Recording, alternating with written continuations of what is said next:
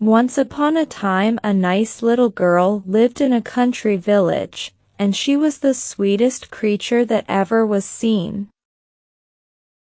Her mother loved her with great fondness, and her grandmother doted on her still more. A pretty red-colored hood had been made for the little girl, which so much became her, that everyone called her Little Red Riding Hood. One day, her mother, having made some cheesecakes, said to her, "Go, my child, and see how your grandmother does, for I hear she is ill. Carry her some of these cakes, and a little pot of butter." Little Red Riding Hood immediately set out, with a basket filled with the cakes and the pot of butter, for her grandmother's house, which was in a village a little distant from her mother's. As she was crossing a wood, which lay in her road, she met a Gaffer Wolf, who had a great mind to eat her up, but dared not indulge his wicked wish, because of some woodcutters who were at work near them in the forest. He ventured, however, to ask her whither she was going.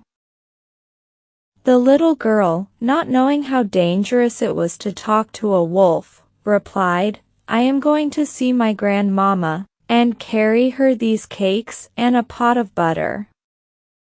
"Does she live far off?" said the wolf. "Oh, yes," answered Little Red Riding Hood, "beyond the mill you see yonder, at the first house in the well," said the wolf. "I will go and see her too. I will take this way, and you take that, and let us see which will be there the sooner." The wolf set out, running as fast as he could, and taking the nearest way, while the little girl took the longest, and amused herself as she went along with gathering nuts, running after butterflies, and making nosegays of such flowers as she found within her reach. The wolf soon arrived at the dwelling of the grandmother, and knocked at the door. "Who is there?" said the old woman. "It is your grandchild, Little Red Riding Hood," replied the wolf, in the voice of the little girl. "I have brought you some cheesecakes, and a little pot of butter, that Mama has sent you." The good old woman, who was ill in bed, then called out, "Pull the bobbin, and the latch will go up." The wolf pulled the bobbin, and the door opened. He sprang upon the poor old grandmother, and ate her up in a few minutes, for it was 3 days since he had tasted any food. The wolf then shut the door, and laid himself down in the bed, and waited for Little Red Riding Hood, who very soon after reached the door. Tap, tap. "Who is there?" She was at first a little frightened at the hoarse voice of the wolf, but believing that her grandmother had got a cold, she answered, "It is your grandchild, Little Red Riding Hood.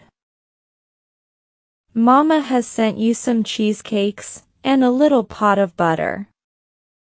The wolf called out, softening his voice, "Pull the bobbin, and the latch will go up." Little Red Riding Hood pulled the bobbin, and the door opened. When she came into the room, the wolf, hiding himself under the bedclothes, said to her, trying all he could to speak in a feeble voice, "Put the basket, my child, on the stool, take off your clothes, and come into bed with me." Little Red Riding Hood accordingly undressed herself, and stepped into bed, where, wondering to see how her grandmother looked in her night clothes, she said to her, "Grandmother, what great arms you have got! The better to hug thee, my child." "Grandmother, what great ears you have got! The better to hear thee, my child. Grandmother, what great eyes you have got! The better to see thee, my child. Grandmother, what great teeth you have got! They are to eat thee up.